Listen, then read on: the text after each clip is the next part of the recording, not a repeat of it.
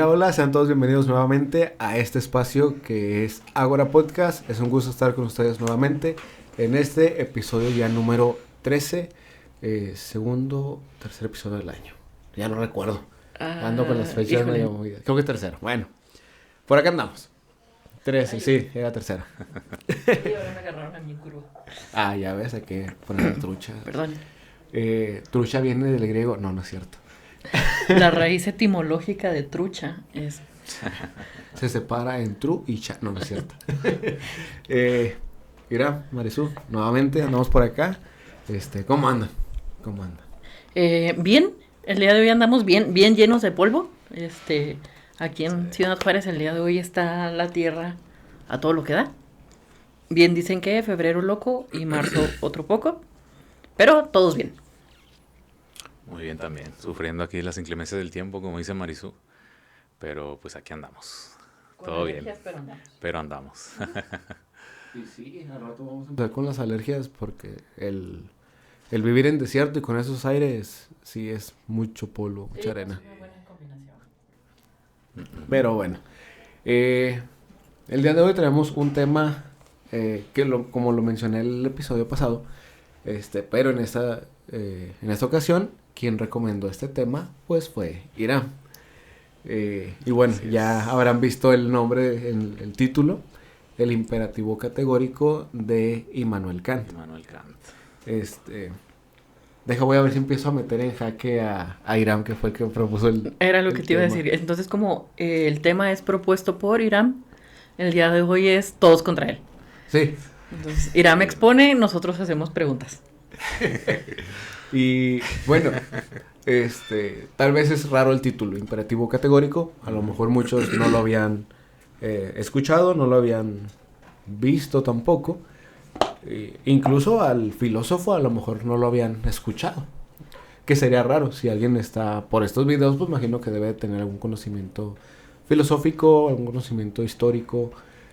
Pero si no lo han escuchado, pues la primera pregunta, y empezando como parte de introducción, es ¿quién fue Immanuel Kant? Bueno, lo habíamos medio mencionado en capítulos, en algunos episodios anteriores, pero sí nada más lo habíamos visto como muy por encimita. Creo que nada más lo mencionamos y ya. O lo habíamos utilizado como ejemplo, como alguna referencia, pero no habíamos profundizado en el tema. Entonces, no sé si alguno de ustedes traiga algún dato biográfico, si no, para mencionarlo. Pues sabemos que fue una de las figuras filosóficas más influyentes del siglo XVII y hasta finales incluso del XIX. Pero sí, creo que es importante que menciones tú los datos biográficos más exactos. Kant nació en Prusia. Estamos hablando del año por allá del 1724 y falleció igualmente en Prusia, pero en 1804. Entonces podemos hablar que fue un filósofo que vivió una vida bastante prolongada, digamos, para la época. No era como tan común, por decirlo así. Y este filósofo va a entrar dentro de la corriente del llamado idealismo alemán. Es como de los precursores de esta corriente. Nada más como haciendo un breve repaso. Creo que sí lo llegamos a mencionar anteriormente, que hay una época en la que se contraponen algunas teorías y que sale el racionalismo, el empirismo y el idealismo. Entonces entran estas tres corrientes o estas tres formas de pensar. Y Kant va a ser el precursor del idealismo. En general fue como Alemania en donde surge esta corriente, y Kant va a sentar las bases. Así como habíamos hablado de que Sócrates fue como un parteaguas en la filosofía de la antigua Grecia, pues también lo va a hacer Kant en una filosofía ya un poco más moderna, por decirlo así. Todavía no entramos en el modernismo, pero Ya más cercano. Pero ya, exacto, ya es un poco más cercano. Entonces sí, Kant va a ser como el precursor de esta corriente. Sí. Tenemos una obra que es como su obra principal y es la de Crítica de la razón pura. Pero esta obra en realidad es como una especie de trilogía, digámoslo de alguna manera, porque a esta obra siguieron otras dos, que la otra es Crítica de la razón práctica y finalmente la última es Crítica del juicio. Entonces, digamos que su pensamiento o sus principales ideas están divididas en estos tres. No son los únicos, tiene algunas otras obras más, pero vamos a mencionar que son como las más conocidas o las que contienen la mayor parte del pensamiento y siendo como la principal o la más reconocida de manera internacional, Crítica de la razón pura. Sí, ahorita que mencionabas eso del idealismo, de los precursores de este idealismo alemán, Kant sí es reconocido también por ser uno de los primeros precursores de lo que es la ética moderna. Así es. Entonces, en este caso sí aplica ahora que esa característica. Y de lo que mencionabas de las obras, relacionado con lo que vamos a hablar del imperativo categórico, hay otra obra muy importante de él también, donde explica o intenta explicar todo este asunto, que es Fundamentación de la metafísica de las costumbres, sí, donde habla precisamente de todo esto. Y algo que se me hace muy interesante pues de esta primicia de la ética moderna es que va a ser de los primeros que va a enfocar ahora sí que el uso de la razón humana. ¿Sí? Argumenta y sobresalta mucho lo que es el raciocinio humano, ya no dependiente tanto de una ética que venía, digamos, más espiritual o de Dios, sino que el ser humano como el propio capaz de generar este raciocinio, como el propio juez para delimitar toda esta cuestión ética de la que hablaremos más adelante. Entonces, yo creo también por eso es muy reconocido, porque como dices, pues fue ahí un parteaguas en ese asunto, ¿no? Partiendo de una tradición ya un poco más medieval, por así decirlo. Sí, de hecho, cabe resaltar dentro de la biografía o de la vida de Immanuel Kant, de que viene de padres luteranos. Y sí llegó a estudiar teología. De hecho, me impresionó un dato que dice que él empezó sus estudios, digamos, universitarios a la edad de 16 años. Entonces, son 2 años menos a la actualidad. En un sistema que te dice que pues, tienes que terminar aproximadamente alrededor de los 18 años y después de la universidad. Vemos cómo Kant estudia o hace sus estudios universitarios empezando a la edad de 16 años. Y ya vemos cómo se empieza a desarrollar, hace su licenciatura, digámoslo de una manera, su carrera universitaria, y después hace maestría. Aquí es donde empieza con la maestría a estudiar lo que viene siendo la metafísica. Maestría...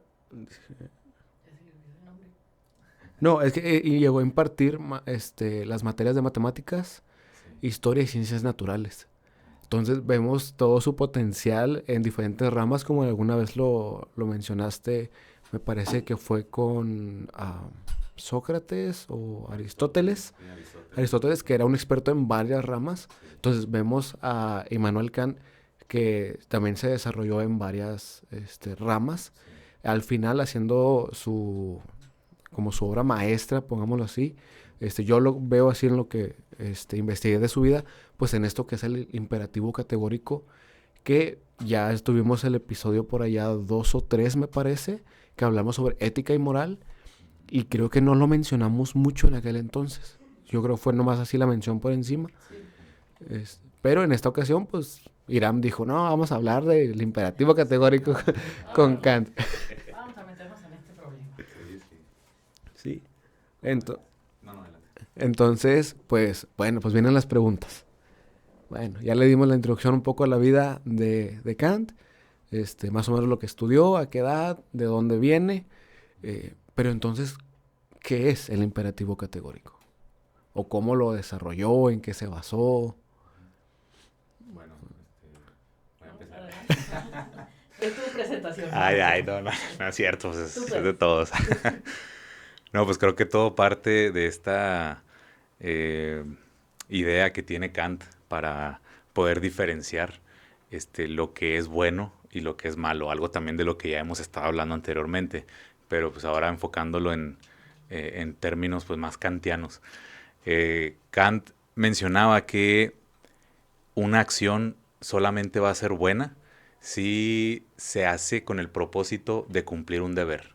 Si no se hace con ese propósito, entonces no es buena. Entonces ahí mismo surgen muchas otras preguntas que él mismo como que intenta responder. Entonces la primera que surge a raíz de esto es ¿y qué es el deber? ¿Sí? ¿Quién dicta los deberes? ¿Quién dicta que esos deberes pues son buenos? Nos lo dice el gobierno, el Estado, nos lo dice la iglesia, nos lo dice el director de la escuela, nos lo dicen nuestros padres. ¿Y qué pasaría si ellos están equivocados? O si eso que nos dicen que es el deber es algo para ellos sacar un propio beneficio, ¿sí? Entonces Kant, argumentando todo esto, poniéndolo en duda, analizándolo, dice, no, el deber tú solito lo puedes sacar, usando tu propio raciocinio, usando tu propia razón. Tú debes ser el juez para determinar lo que es bueno, lo que es malo, y debes de saber qué es un deber. Entonces tú tienes la capacidad para hacer eso. ¿Sí? No necesita que venga alguien y que te diga, oye, pues esto es así, esto es de esta manera, esto es correcto, esto es incorrecto, sino que tú debes de ser capaz para diferenciar lo que es un deber antes de tomar una decisión o llevar a cabo una acción. Entonces, eso precisamente, esa capacidad para poder definir lo que es un deber, que yo mismo lo puedo hacer, es a lo que él se refiere como imperativo categórico. Ya hablando en términos pues muy generales, porque pues sí, en su obra pues hace mucho énfasis en otros detallitos ahí, pero que nos desviaríamos ahí un poco, ¿no? Pero pues básicamente creo que a eso se refiere. No sé ustedes qué opinen o qué piensen sobre eso. Yo le mencionaba a Jared en días pasados que es un concepto complicado como de traducir, digámoslo, de alguna manera, o sea, de poner en palabras un poco más sencillas, Ajá. pero sí tiene que ver con esta cuestión de cómo el ser humano por medio del razonamiento va a encontrar lo que debe y lo que no debe hacer. Lo que yo resalto, por ejemplo, ahorita de lo que tú decías, es que Kant le da como, le devuelve al ser humano una responsabilidad que no había tenido. ¿Por qué no lo había tenido? Bueno, porque si nos vamos a la filosofía de la época medieval, de la que también ya medio hablamos, veíamos que por ahí estaba San Agustín y estaba Santo Tomás o Agustín de Hipona y Tomás de Aquino, como prefieran decirles, y la explicación que ellos daban era todo para la divinidad, o sea, para Dios. ¿Quién provocaba el movimiento? Dios. ¿Quién hacía que sucedieran las cosas? Dios. Entonces le quitaban como, digamos, una responsabilidad, por así decirlo, al ser humano. Y en el pensamiento kantiano, digamos que se lo regresa. ¿Por qué? Porque dice, bueno, el ser humano, al ser libre, al ser un ser racional, tiene que hacerse responsable de sus decisiones. Sí. Y cuando se hace responsable de sus decisiones, también se tiene que hacer responsable de las consecuencias que sus decisiones traigan. Entonces, por eso tiene que aprender a distinguir qué es como lo bueno o lo que debe hacerse y lo malo o lo que no debe de hacerse. No sé, ¿cómo la vean ustedes? Sí, de hecho, te agarré la palabra. A mí me impresionó mucho. De hecho, pues lo he repetido en varios episodios. Con pláticas con Marisú, cuando ya empecé a convivir más contigo, me empezó a entrar más esto por leer sobre historia, leer sobre filósofos, porque mi rama yo me enfoqué más hacia lo teológico. más hacia que explicabas San Agustín de Hipona, Tomás de Aquino, Justino Mártir, Orígenes, y, o sea, tengo otro lado. Pero cuando veo los filósofos, del otro lado, digámoslo así, que ya ponen su perspectiva de racional, lógica, lo vimos un poquito con Ser y Tiempo de Heidegger, hemos mencionado otros filósofos, y ahorita con Kant, a mí me impresiona cómo se busca esta ética universal, porque así lo maneja Kant, o sea, busca ese deber, eso bueno, que sea bueno sin importar el tiempo, lugar, y quién lo haga. Tiene que ser bueno. Y según entendí, basándose en las consecuencias. Sí. Porque si hay unas consecuencias malas, entonces quiere decir que a lo mejor no tuviste que hacerlo. Yo así lo empiezo a entender. Porque me quedo mucho con esa ley como que resumida que pone el mismo Kant, que dice: obra de tal modo que la máxima de tu voluntad pueda valer siempre al mismo tiempo como principio de una legislación universal. Me tocó impartir un poquito la materia de derecho y veíamos la legislación, o sea, cómo se puede volver relativa o subjetiva de acuerdo al tiempo, cultura y sociedad.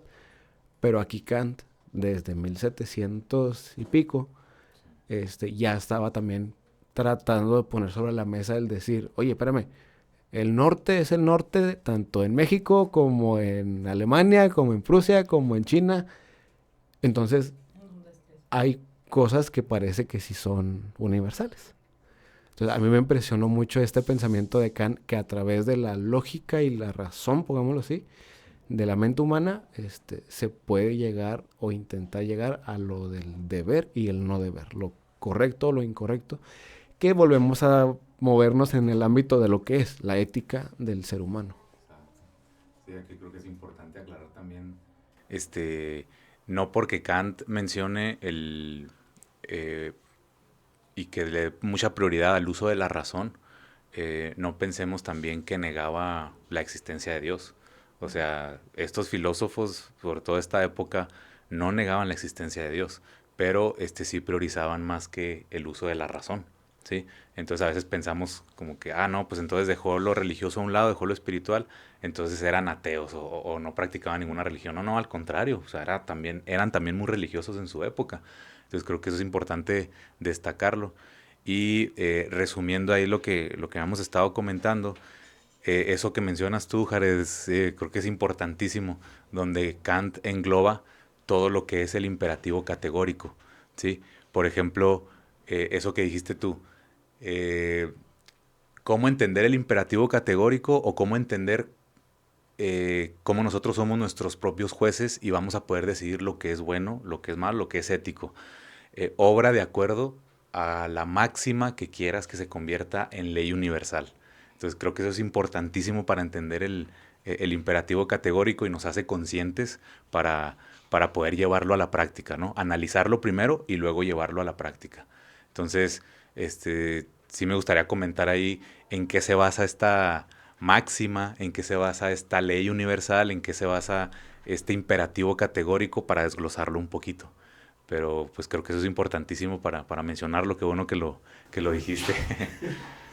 Y ahorita mencionabas tú, o sea, que sea lo mismo en cualquier lugar. Uh-huh. Y la otra es que también hace énfasis en la cuestión del tiempo. O sea, que hay cosas que incluso a través del tiempo deben como permanecer. En esta parte del imperativo categórico es eso que tú quieres que se convierta como en la parte universal, no nada más se refiere a la cuestión del espacio, también se refiere a la cuestión del tiempo. O sea, que a pesar de que avancen los años, esta acción o esto que tú hayas establecido siga teniendo razón o siga también manteniéndose dentro de la cuestión ética y que las consecuencias sigan siendo buenas, por decirlo así, pero no nada más para un individuo. Uh-huh. Tiene que ser para todos. Exacto. Que aquí podríamos incluso, por eso lo mencionábamos en el capítulo anterior del en el episodio anterior, perdón, del yo y los otros, si se acuerdan que les dije así como voy a dar como la entrada del siguiente tema, porque Kant habla también de esa parte, o sea, no nada más puede beneficiar a uno, para que sea algo que podamos establecer, tiene que traer un beneficio para todos.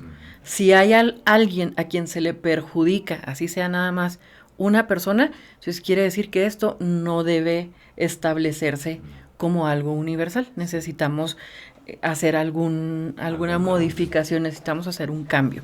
Y nada más, como para hacer un así rápido un paréntesis, ahorita que hablaba Irán sobre la religión y el pensamiento kantiano, el racionalismo y demás, yo les decía hace un momento, es el empirismo, que era la parte que se iba más por los sentidos, lo que podemos percibir, lo que aprendemos conforme vamos creciendo, o ahora sí que como su nombre lo dice, de manera empírica, conforme lo vamos haciendo, y mantiene este pensamiento religioso. Llega el racionalismo, y el racionalismo dice, a ver, no, el conocimiento que se adquiere a través de los sentidos o de la práctica no es un conocimiento verdadero porque no ha sido verificado, no se le ha dado una validez. Entonces dice, el racionalismo tiene que seguir como ciertos pasos, y de aquí también años más adelante surge como el método científico de que tenemos que plantear una hipótesis, tenemos que, bueno, el problema, plantear nuestra hipótesis, la experimentación, la comprobación, etcétera, etcétera.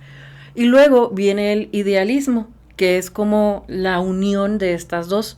Dice, a ver, el conocimiento no nada más viene de uno o de otro, o sea, no quiere decir que uno esté peleado con el otro, más bien el conocimiento lo vamos a generar de las dos partes. Entonces aquí entra esa cuestión que bien mencionaba Iram hace un momento sobre la cuestión de la divinidad, o sea, no se separa.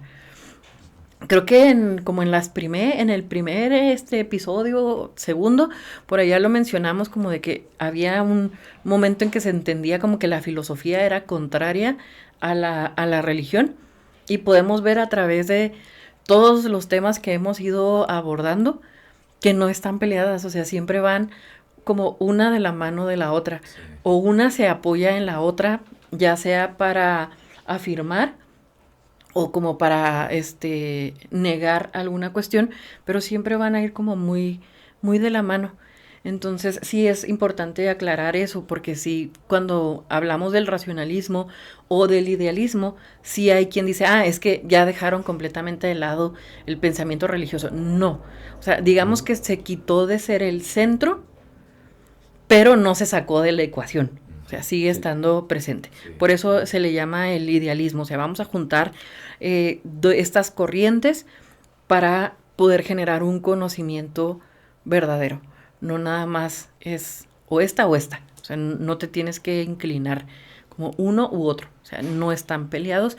Como bien lo mencionamos creo con Tomás de Aquino y con Agustín de Hipona, que decíamos que la razón y la fe no estaban peleadas, no eran contrarias, sino que eran complementos. Entonces aquí podemos hablar también de algo parecido. Sí, y es que a fin de cuentas es una de las características fundamentales de la filosofía, tomar aspectos de lo que es de la religión y aspectos científicos para intentar dar una respuesta o explicar algo, ¿no? Entonces creo que también es importante eso. Si nos fuéramos así como una estructura muy cuadrada, por decirlo de algún modo, podríamos decir incluso que primero nace la religión, de la religión se abre una rama que sería la filosofía, y de aquí mismo de la filosofía se abre otra rama que va a dar paso a la ciencia. Entonces no crecen separadas, no van a salir cada una por su lado y sin tomar en cuenta las demás. O sea, van como de una, empieza a como un grupo toma un camino que lo lleva hacia la otra, y luego se regresan y vuelven a coincidir, o sea, no van separadas. Sí, de hecho me parece que en algún episodio lo comenté o se comentó, ya para cerrar como que paréntesis de lo que fue en aquel entonces y todavía hoy en día la teología con la filosofía. Recuerdo una vez a un teólogo filósofo que dijo, en los primeros siglos la teología era como la madre de la filosofía. Dice, hasta que llegó un punto donde como que la filosofía se independizó, ya maduró, creció, cumplió su mayoría de edad y se independizó un poco. Dice, pero... Ya puso su propio departamento. Anda. Dice, pero en mucho tiempo histórico era prácticamente imposible el estudiar filosofía y no estudiar teología, o estudiar teología y no estudiar filosofía, porque lo hablamos desde el primer episodio. La filosofía al final es ese amor a la sabiduría, al conocimiento, y conocimiento es conocer pues todo, o sea, todo te da conocimiento. Entonces es ahí como que eso de que, como lo decías, o sea, no es que haya dejado de lado la teología a Dios, sino que fueron sus raíces incluso con padres luteranos. Entonces creció también algunos años ahí en la iglesia, bueno, con los luteranos, y ya después pues siguió su rama en la lógica, en la metafísica al final. Y bueno, cerramos paréntesis. ¿O vas a cerrar? Ramas y desviaciones. Nos regresamos. Vamos a dar la vuelta a lo que estábamos. Nos regresamos y querías empezar a como desglosar ciertos puntos. Sí. No sé si son los mismos puntos que yo traigo. No los traigo yo para desglosar, pero sé que tú sí los traes. Pero encontré que el imperativo categórico de Kant trataba de basarse en algunos puntos específicos para un sistema ético, que debería de ser autónomo, deontológico, a priori y universal. De estas, pues autónomo, pues yo sí lo identifico. O sea, es propio, tiene que ser como que de él mismo. Autónomo, no es dependiente de algo más. A priori, yo siempre lo he dicho, es a primeras. O sea, es algo que te da un significado de primeras. Es lo primero que significa. Universal, pues ya lo habíamos dicho. O sea, es sin importar lugar, tiempo, para todos. Lo que sí me hizo un poquito de ruido era lo de deontológico. Dije, caray, ya empezamos con los ontológicos.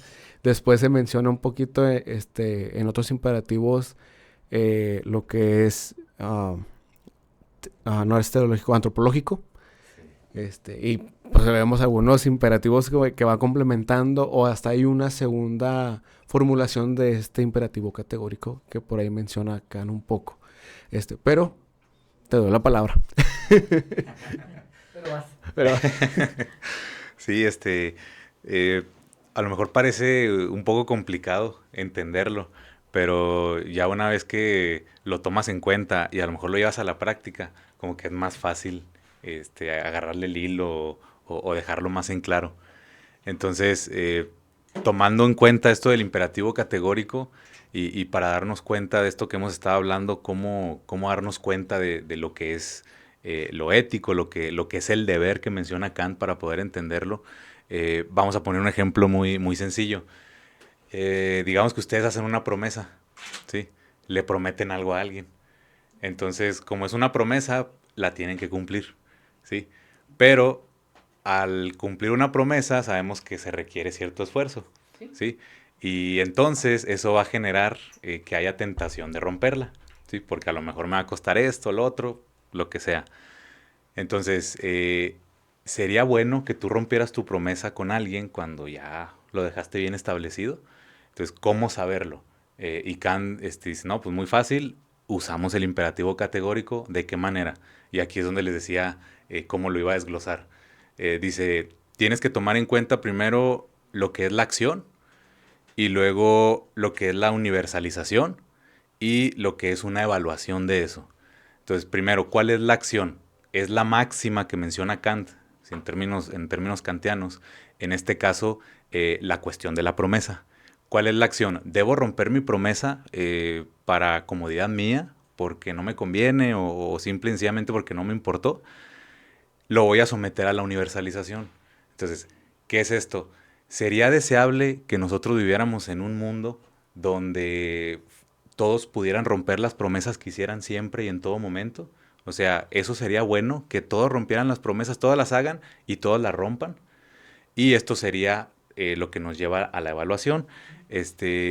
Ahí nos damos nosotros cuenta de que qué pasaría si a mí me hacen una promesa y la persona que me hizo la promesa a mí la rompe. O sea, ¿cómo me sentiría yo? Para mí sería justo, para mí sería bueno, para mí sería ético.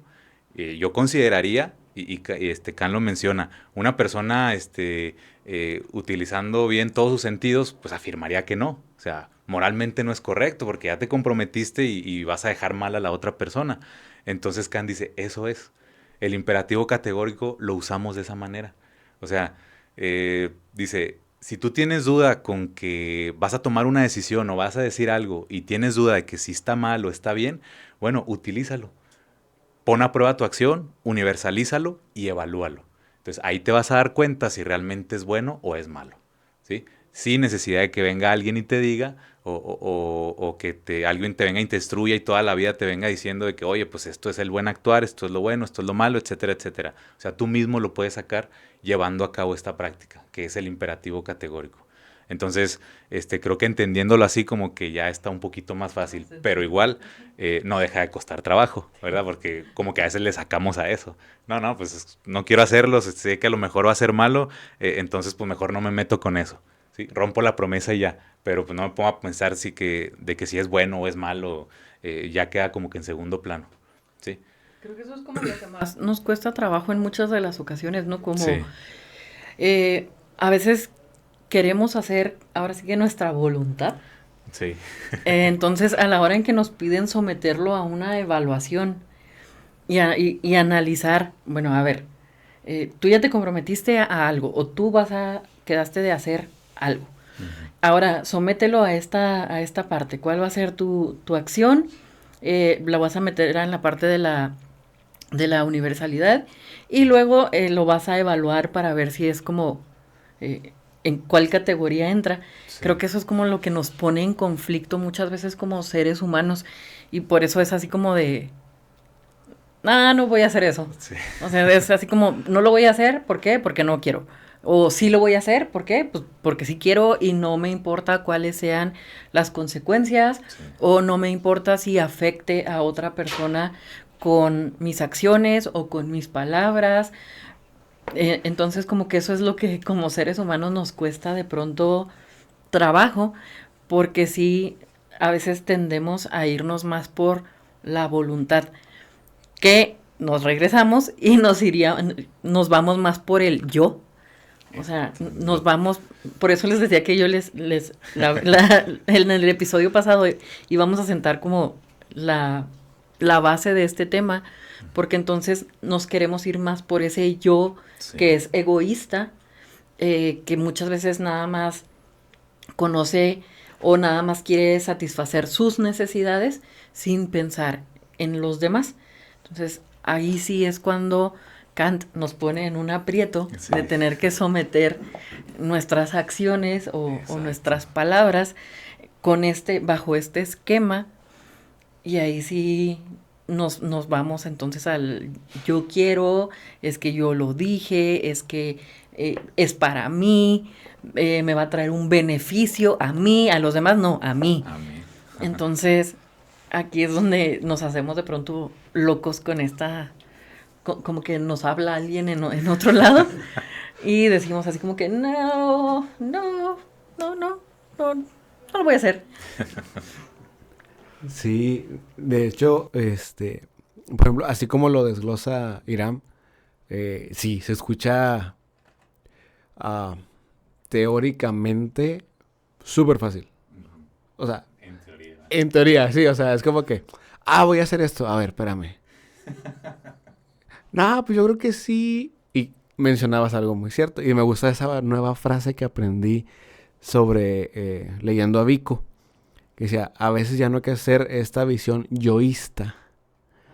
Ahorita que dijiste egoísta, dije, el yo egoísta, una visión yoísta. Que dices, bueno, pues al final a mí, los demás, ¿qué?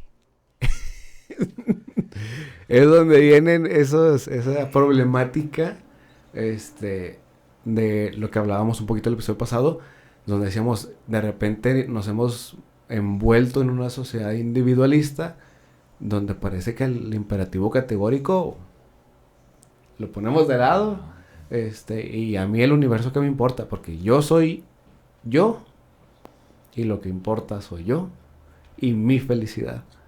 Entonces, sí es como que ponernos a replantearnos la vida.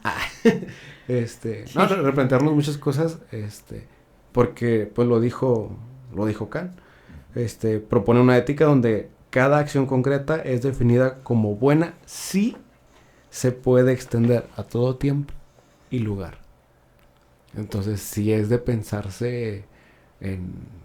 Entonces, volvemos a la pregunta que nos hemos hecho varios episodios atrás. ¿Qué es lo bueno y qué es lo malo? Entonces, Kant aquí te plantea cómo puedes definir algo bueno desde una acción en concreta de cada persona. Exacto. Entonces, sí es como que... Todavía ahorita mi mente está así como... procesando, recapitulando todo. Y es como que... lo mencioné en privado, me parece. Todo esto de la filosofía me empezó a gustar. Yo era de las personas que no leía. Yo leía y me quedaba dormido. A veces lo usaba cuando me daba insomnio, me ponía a leer para dormir. Y ya ahorita ya empiezo a leer, ya al año no me aviento tantos libros como quisiera, pero ya puedo decir que comparado a 5 años atrás, en los últimos 2 años he leído más libros que en los últimos 20 atrás. Entonces, es bueno leer y tener estas pláticas a mí. Aquí está. Esto es lo que es Ágora. Platicar, sí. platicar esos temas, dar a entender, dar a conocer. Y sigue explicando, profe. Yo estoy disfrutando este episodio. Sí, está bien entretenido. Sí, es cierto. Sí, entonces, así es como lo plantea Kant para poder desglosarlo, el término del imperativo categórico. Pero si lo queremos aplicar, ahora sí que en términos más sencillos, ahora sí que si esto nos resulta un poco más complicado, de que, pues no quiero aprenderme esos 3 conceptos, ¿cómo lo voy a llevar a la práctica? ¿Se me va a pasar? Ok, dice, más fácil aún, la regla de oro que tenemos en la actualidad, que dice, obra de acuerdo, bueno, resumiendo la que dijimos al principio, la que mencioné que obra de acuerdo a la máxima que quieras que se convierta en ley universal, pero ya en términos más prácticos, obra de acuerdo a como tú quisieras ser tratado, ¿sí? O de manera negativa, no hagas lo que no quisieras que te hicieran a ti. Entonces digo, pues ahí está. Entonces ahí se resume todo esto de una manera mucho más simple y más sencilla, ¿sí? No hagas lo que no quisieras que te hicieran, lo que no quisieras que te hagan a ti. Entonces esto pues es kantiano. Dije, caray, pues yo pensé que era muy reciente, ¿no? Y tiene su origen pues más histórico. En pocas palabras, vas a tratar a los demás como quieres ser tratado. Si no quieres que te perjudique a alguien con sus acciones, pues entonces tú no perjudiques a alguien con las tuyas. Exacto. Sí. Entonces, si lo ponemos así, sí está mucho más... Sí. Más sencillo. Y yo pensé que era un dicho mexicano, fíjate. Sí, yo también, de El hecho. dicho de la abuelita, no le hagas a los demás. Sí.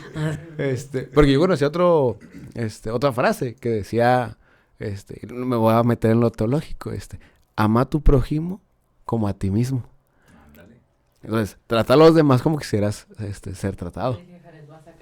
Ojo por ojo y diente por diente. Y yo, no, esa no. Esa sí es mexicana, ¿no? Sí, y va completamente en contra de esta parte, no. No, bueno, ojo por ojo, diente por diente puede ser también. O sea, no solo en lo malo. O sea, tú me ayudas en una ocasión. Bueno, sí, pues sí, yo te ayudo en otra ocasión. O sea, pero no la vayas a querer aplicar al revés de tú me pegaste, ahora yo voy y te pego. O sea... Bueno, también no hay que ser dejado. No es cierto. No. Porque yo sé que por ahí tenemos algunos de los alumnos o exalumnos que de pronto nos siguen. No hagan eso, no. O sea, no le hagan caso. No le hagan caso. No es ojo por ojo y diente por diente. Ese no. Ni la ley de Herodes, esa tampoco. De esa no la voy a explicar, pero todo el mundo sabe a cuál me refiero. Investíguenla. Sí, investíguenla. Si alguien no la sabe, investíguenla. Esa tampoco. Volvamos mejor con Kant y el no le hagas a los demás lo que no quieras que te hagan a ti. Y creo que ahí estás viendo ya por lo que mencionaban ustedes también, bueno, que dijiste tú, Marisu, de que Volvemos a lo del tema del podcast anterior, del yo y los otros. Al aplicar esto, pues sabes que no vas a perjudicar a otras personas, ¿no? Las otras personas lo hacen también y sabes que no van a no van a perjudicarte a ti o a alguien más. Entonces ahí sí se está tomando en cuenta, digamos, no nada más parte de algo individual, sí, porque tú lo estás poniendo a prueba, pero tiene un beneficio para alguien más o a un conjunto de personas. Entonces creo que va implícito también con eso. A ver, me pregunta para ustedes, que Sí. se me acaba de venir a la cabeza. Cuando hablábamos de la política, también mencionamos algo parecido, en el que la política debe ser el beneficio para todos, o sea, y que aplique para todos, no nada más para unos cuantos. Entonces decíamos, un buen político, cuando hablamos de Maquiavelo, me parece que fue, que decíamos, un buen político debe trabajar por el bien común. Entonces podríamos ir como relacionando también estos como conceptos, o más bien, el buen político debería de aplicar esta parte del pensamiento kantiano. Buena pregunta. Bueno, no hemos entrado en este tema de lleno de política. Lo mencionamos también. Sería bueno aventarnos un episodio ya sobre la polis, la política. Sí, porque dan para mucho. Sí, porque lo hemos visto a través de toda la historia. Has dado ejemplos en episodios pasados de que esto no es reciente. Lo hablamos un poquito con lo de globalismo. Realmente, desde que decimos un buen político, ya le estamos dando este adjetivo calificativo buen punto. De buen. Tendríamos que quitar el buen y solo dejarlo en un político. Un político, porque si definimos político o lo que es la política, llegamos directo a el fin que es el beneficio de todos. Exacto. De la sociedad donde se vive. Sería como decir, pero. Sí. Entonces, creo que va incluido el imperativo categórico en la formación de lo que es la política. Híjole, entonces aquí tenemos un problema. ¿Cuántos de nuestros políticos utilizan esta parte? Y no, nada más me refiero a los del país, o sea, sino... Sí, globalmente. Globalmente, exactamente. Yo creo que podemos, si acaso, ahorita sí, de primera nomás me viene un ejemplo de un político que se ve que por lo menos ha buscado el beneficio de su nación. Y podría mencionarlo. No creo que me vayan a censurar por mencionar a Nayib Bukele.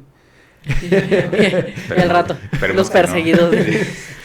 Oigan, ¿y el canal de Ágora? No, pues quién sabe. Desapareció. Ya no está. Porque lo hemos visto en él. O sea, él dijo, no voy a ser el presidente que pasó a la historia porque no robó, sino porque no dejó que su comité robara. Y a todos los puso bajo la lupa de quien está haciendo algo para su propio beneficio y no para el beneficio del pueblo, de lo que se supone que se debe estar haciendo, va tras las rejas. Sí. Entonces estamos hablando de que ahí estaba haciendo una buena práctica de la política. Pues sí, o sea, yo sola ¿cómo se dice? Me metí en problemas. Sí, es que la política, como mencionó Jared, tiene muchas aristas. O sea, creo que pensamos en política y nos remitimos directamente como que a un gobernante o a un tipo de gobierno. Pero la política implica muchas otras cosas. Por ejemplo, el simple hecho de que nos pongamos de acuerdo para algo, nos organicemos, pues también es política. Entonces, a veces como que lo enfocamos también en un solo término o en una sola definición cuando abarca muchas más cosas.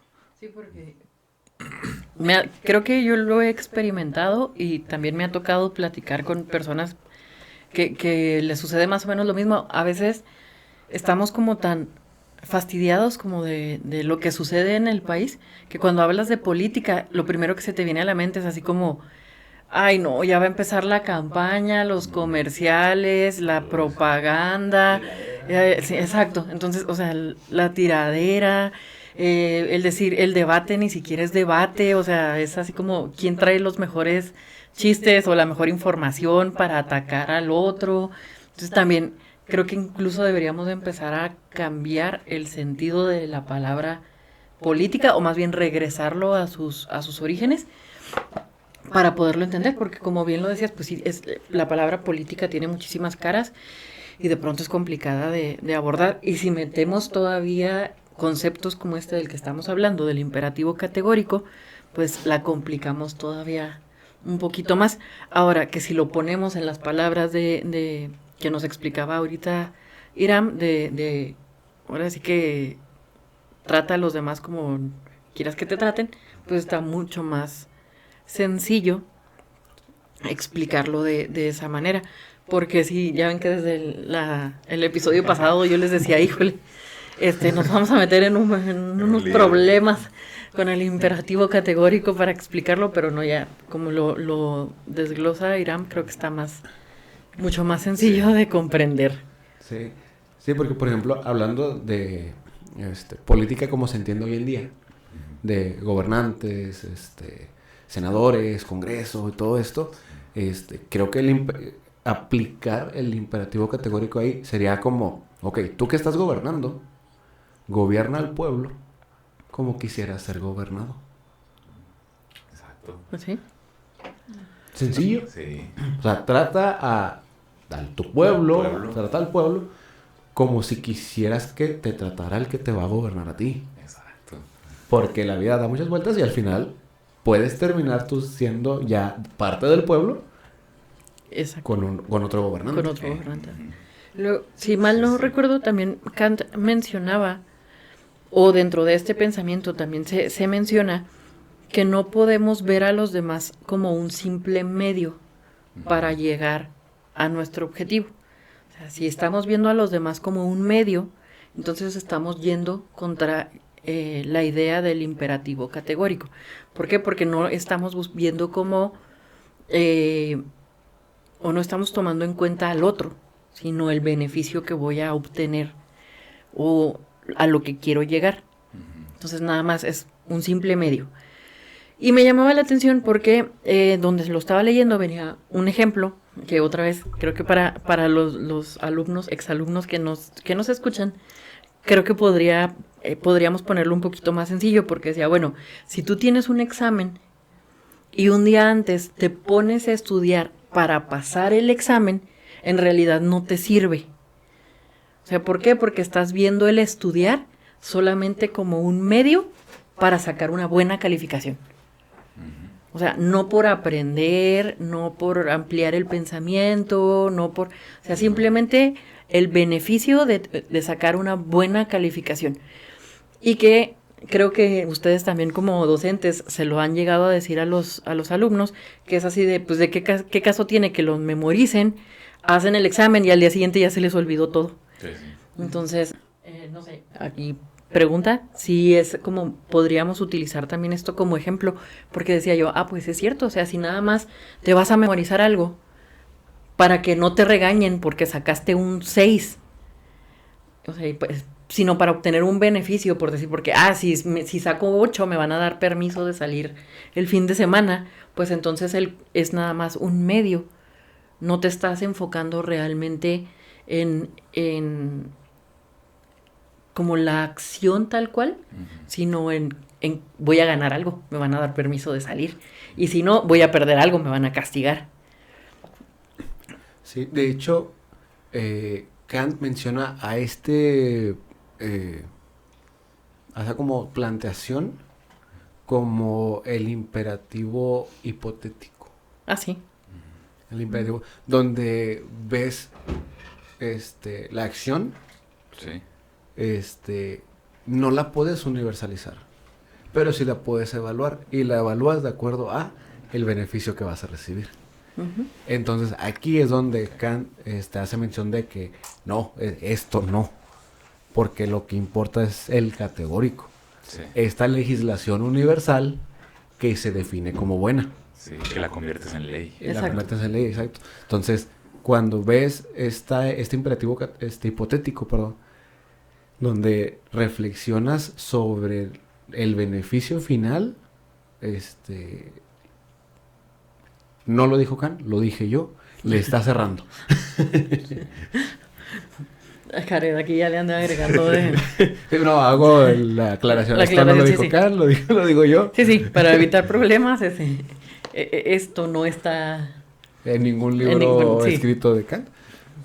Cuando quieres tomar o hacer universal este imperativo hipotético, pues no te va a servir, porque el beneficio final, después de lo que tú recibes, te va a traer consecuencias buenas o malas. Sí. Uh-huh. Pues yo lo sometería igual al juicio, con lo que menciona Kant, poniéndolo como ejemplo. La acción sería, voy a estudiar un día antes del examen porque necesito un 7 para pasar. O sea, ese es el objetivo, como decías tú. Ok, lo voy a universalizar, lo convierto en ley. La ley es que todos los alumnos deben estudiar un día antes para sacar mínimo 7 y poder pasar, ¿sí? Uh-huh. Entonces, pues ya veo la evaluación.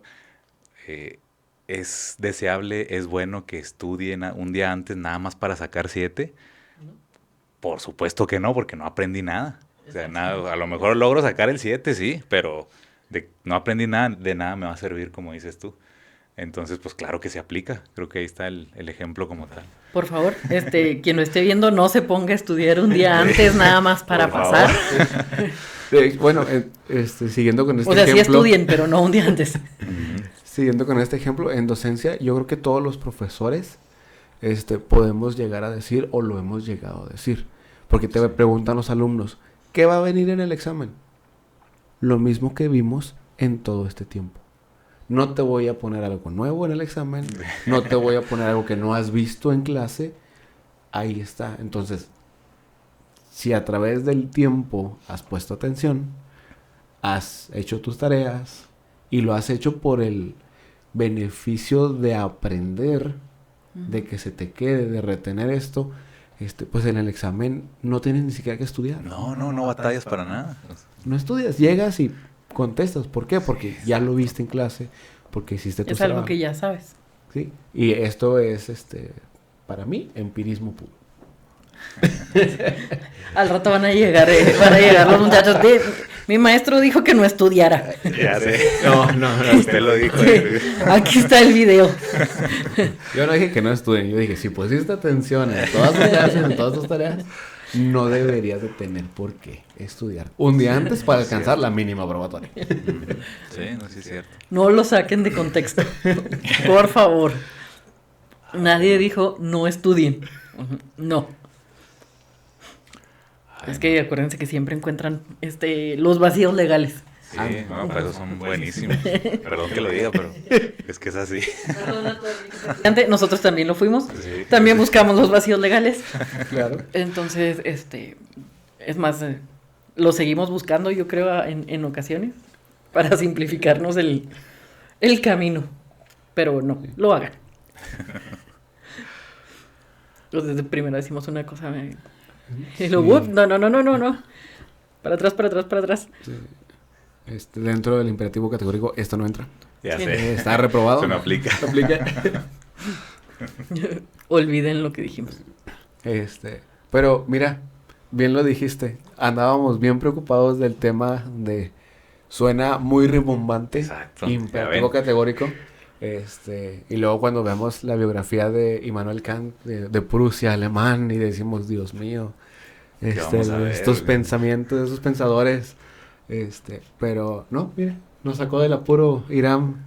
Sí. Yo confiaba en él desde un inicio. Sí, porque tengo que decirlo, andaban bien preocupados, que pensaban que era un tema imposible y que yo me iba a desquitar y que quién sabe qué. No era nada de eso. ¿Qué le hice a Irán para que tenga tanto odio hacia mi persona? No, pues tenemos que ser muy sinceros en estos temas. Quien nos ha metido en más líos filosóficos por el renombre y los temas, así no.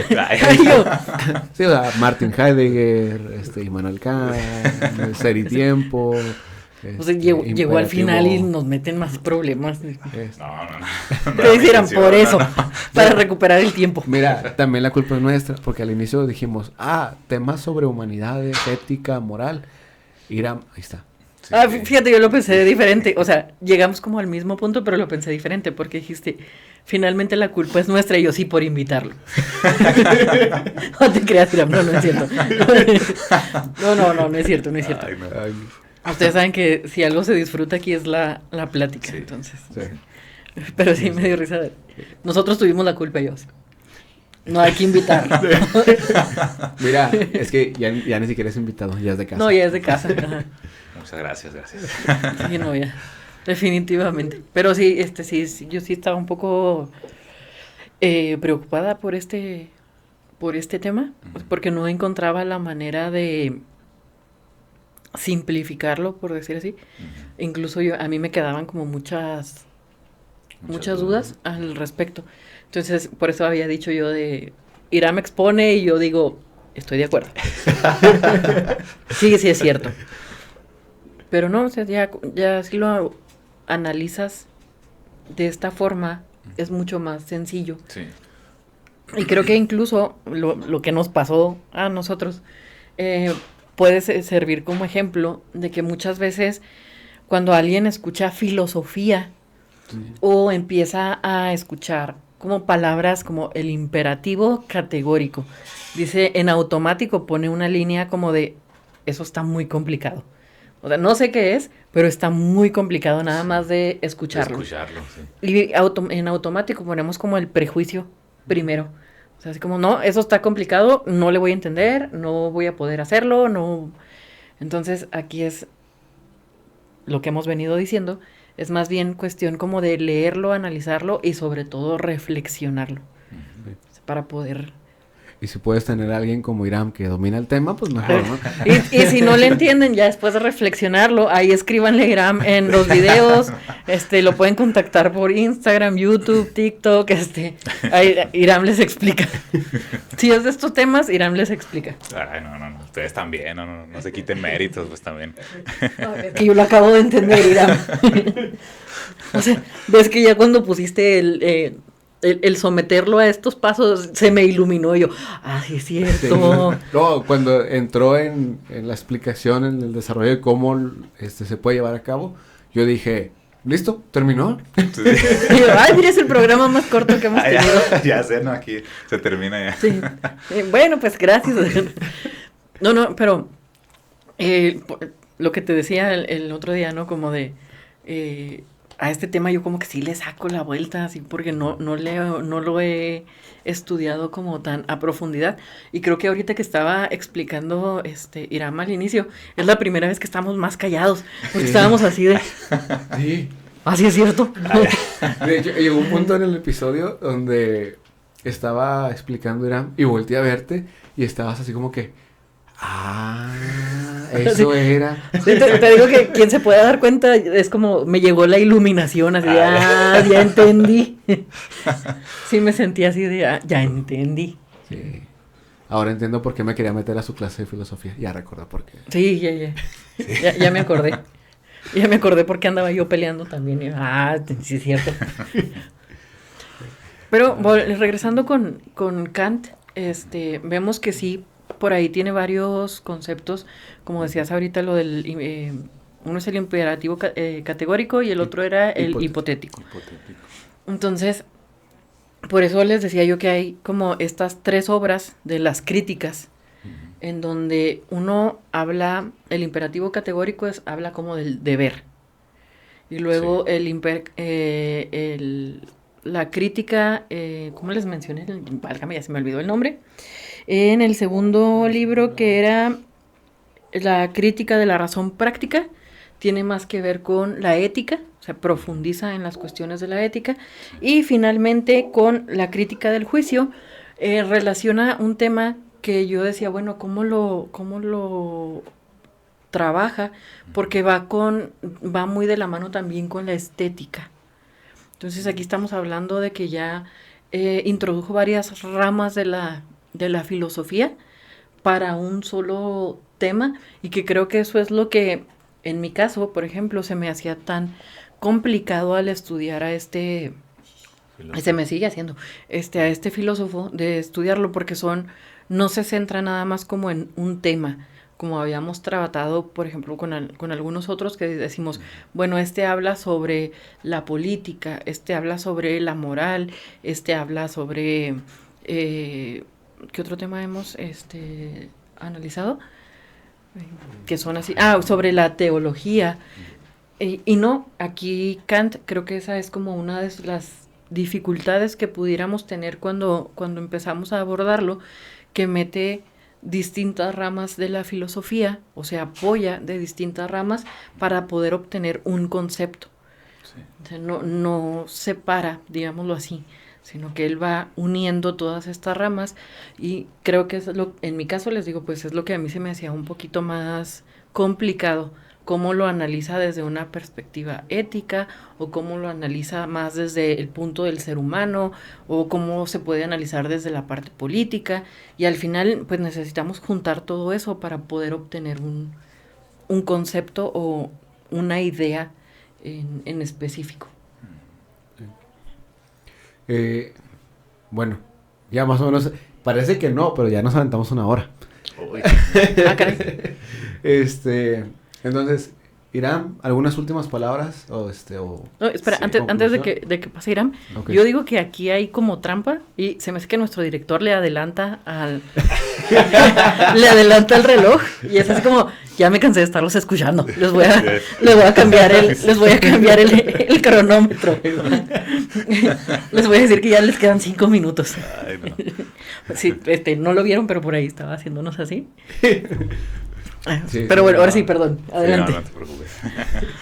Bueno, pues ya para cerrar con el tema, voy a hacer nada más 2 preguntas sencillas, nada más ustedes qué opinan respecto a esto.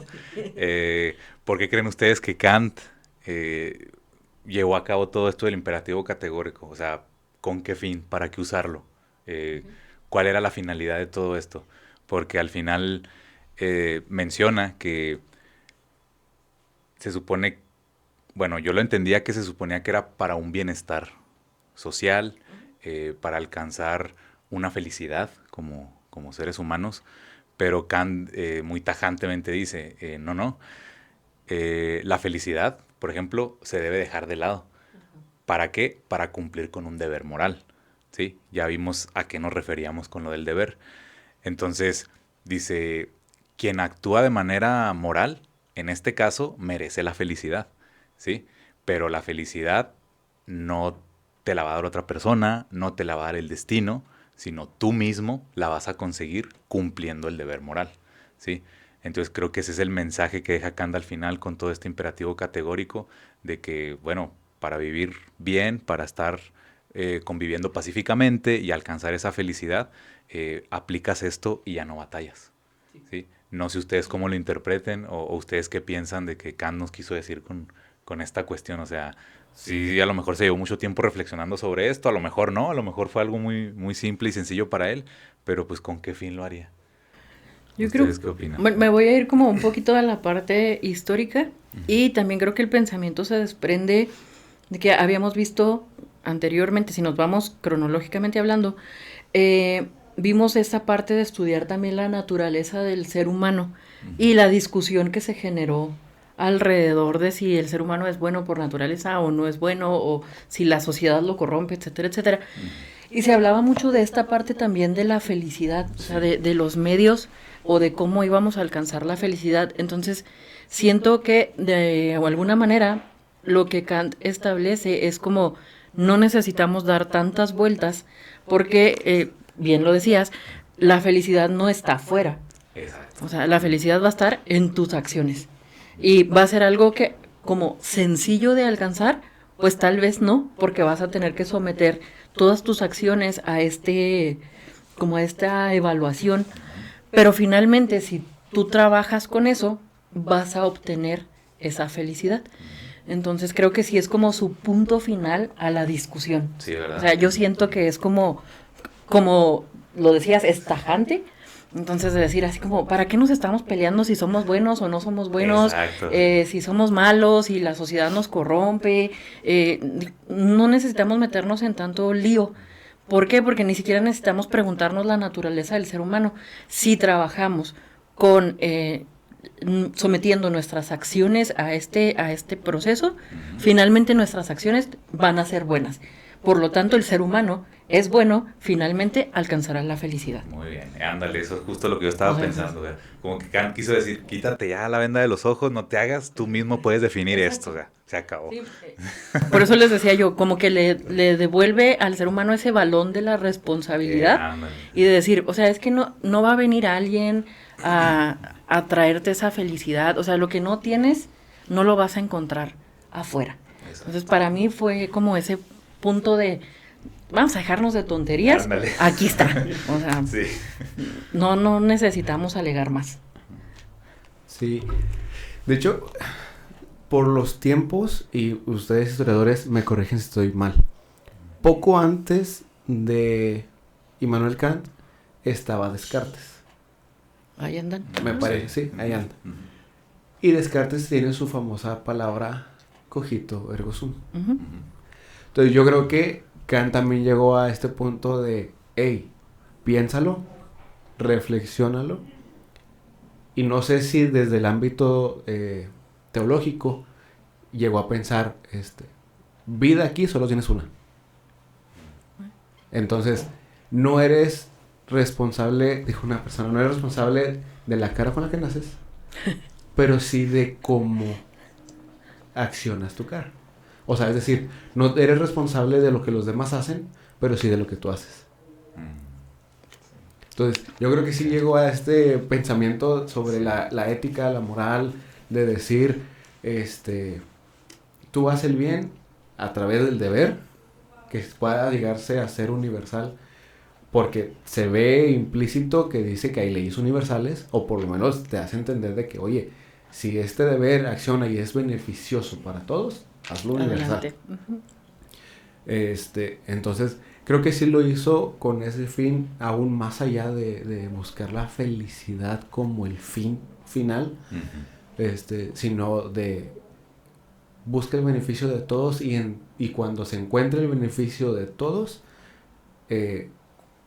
va a haber paz, va a haber tranquilidad, va a haber felicidad, va a haber una armonía como no se ha visto, porque ya no te pones a ti mismo como el centro, sino que ves a los demás por igual, que sí ya en el escrito menciona que ve al ser humano a todos como libres y dignos.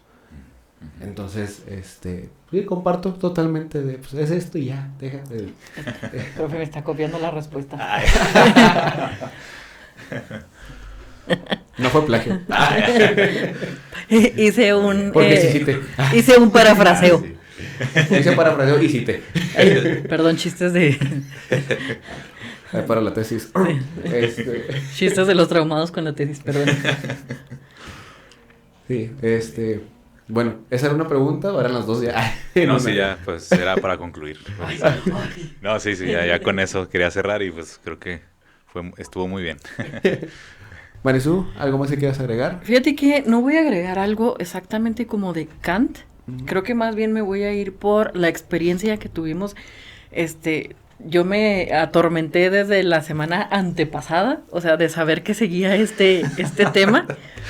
Entonces, sí llevarlos a la reflexión nuevamente, pero como les decía hace un ratito, o sea, no espantarnos cuando escuchamos palabras que a lo mejor no son tan comunes o que no están en nuestro día a día y que pudiera sonar como algo muy extraño e incomprensible, sino más bien acercarnos a la lectura o al interpretar estos temas con una mente más abierta. Sí. O sea, porque si nos cerramos desde un inicio es que no le entiendo, es que no puedo, la filosofía es aburrida, es muy complicada, es muy pesada, no me va a servir de nada, estamos ya, o sea, ya la llevamos como de perder. Entonces, sí, más bien, les digo, yo me iría por lo de la experiencia que estuve yo atormentada dos semanas con esto. Y sería más bien sí hacer esa recomendación, o sea, acérquense, piérdanle el miedo a los temas, a los filósofos, a los conceptos. Y bueno, vamos a acercarnos con una mentalidad un poquito más accesible, más abierta, para empezar a acercarnos a esto y poder tener una mejor comprensión. Y al final pues nos damos cuenta de si estaba complicado o no estaba tan complicado como nosotros creímos. Sí, pues igual el consejo, ¿no? Con la filosofía, no quieran aventarse un libro de algún filósofo en un mes. Puede ser que al inicio se tarde en un año, 6 meses, no sé. Porque sí es a veces muy denso, dependiendo de los filósofos. A veces pues es recomendable empezar con algunos resúmenes y luego ya después si puedes leer las obras principales, pues qué mejor. Pero sí, definitivamente, vuelvo a repetir, esto es un ágora. Aquí se habla de filosofía, política, religión, de cualquier tema social, personal, que sea beneficioso para todos. Al final, lo hablamos, es conocimiento y nunca está de más conocer. Así es. Sí. Y si es algo bueno. Y que lo que nosotros decimos, pues también en ocasiones es para que ustedes lo investiguen, nos den sus opiniones al respecto, que también como motivar un poquito a esta lectura o despertar el interés en quien nos escucha o quien nos ve. Entonces, no es como ley universal lo que nosotros decimos, o sea, pero también, entonces, si ahora sí que si quieren desmentirnos, se vale Adelante. siempre y cuando recurran a la argumentación. ¿Cómo es? Bien, ajá, exactamente. Sí, una buena argumentación con bases sólidas. Ya la opinión propia de cada quien, pues sí es subjetiva. Así que bueno, sin más ni más, ok, fue... Ahora no vamos a adelantar qué hay para el próximo episodio. No, pero vienen sorpresas. Sí. Pero vienen sorpresas. Entonces, este fue el episodio número 13, sobre el imperativo categórico de Immanuel Kant. Pueden seguirnos, les recuerdo, en todas las plataformas, YouTube, Spotify, TikTok, Instagram y aún en Facebook. Así que denos un like, comenten, y bueno, también están las redes personales si por ahí quieren seguirlos. No las menciono, pero por ahí aparecen. Así que, bueno, sin más ni más, pues nos vemos en la próxima. Así es.